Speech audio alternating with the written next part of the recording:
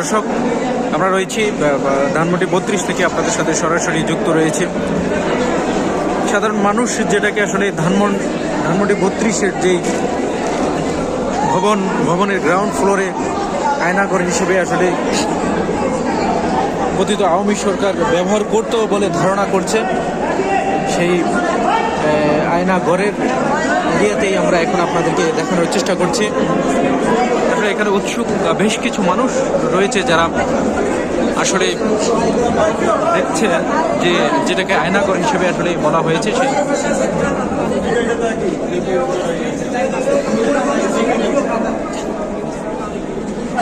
দর্শক, ধানমন্ডি 32-এর থেকে আপনাদের সাথে সরাসরি যুক্ত আছি।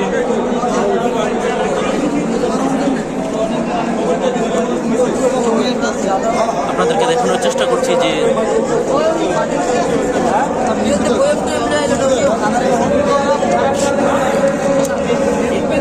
এটিকে সাধারণত আসলে আয়নাঘর হিসেবে বিবেচিত। সাধারণ মানুষ বলছে যে এটি আসলে সেই আয়নাঘর। উৎসুক মানুষ এখানে এসে এটি দেখার চেষ্টা করছে। দর্শক, আপনাদের সাথে সরাসরি যুক্ত আছি ধানমন্ডি 32-এর যে আয়নাঘর হিসেবে সাধারণ মানুষ বলছে সেই আয়নাঘর থেকেই বলছি। আপনাদের সাথে সরাসরি যুক্ত আছি ধানমন্ডি 32 থেকে। দর্শক,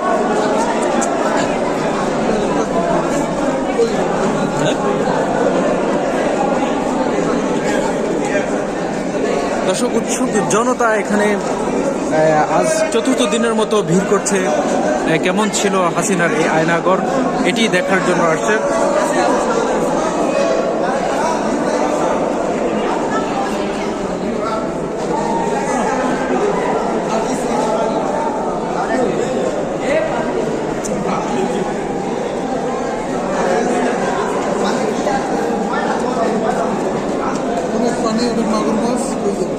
তো সেক্ষেত্রে আসলে সাধারণ মানুষের ভাবনা যে এটি ছিল হাসিনার আয়নাঘর। এই আয়নাঘরেই কিন্তু হাসিনার মতের অমিল হলেই এখানে এনে কিন্তু তাদেরকে নির্যাতন নিপীড়ন করা হতো বলে ধারণা করা হচ্ছে।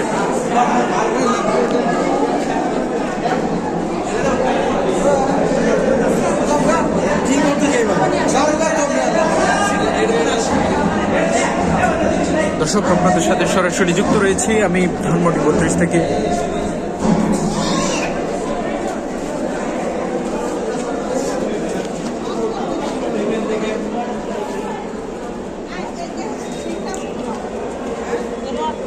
আয়নাঘর সম্বলিত যে ভবনটি রয়েছে সে ভবনটির উপরে আপনাদেরকে দেখানোর চেষ্টা করছি। দর্শক,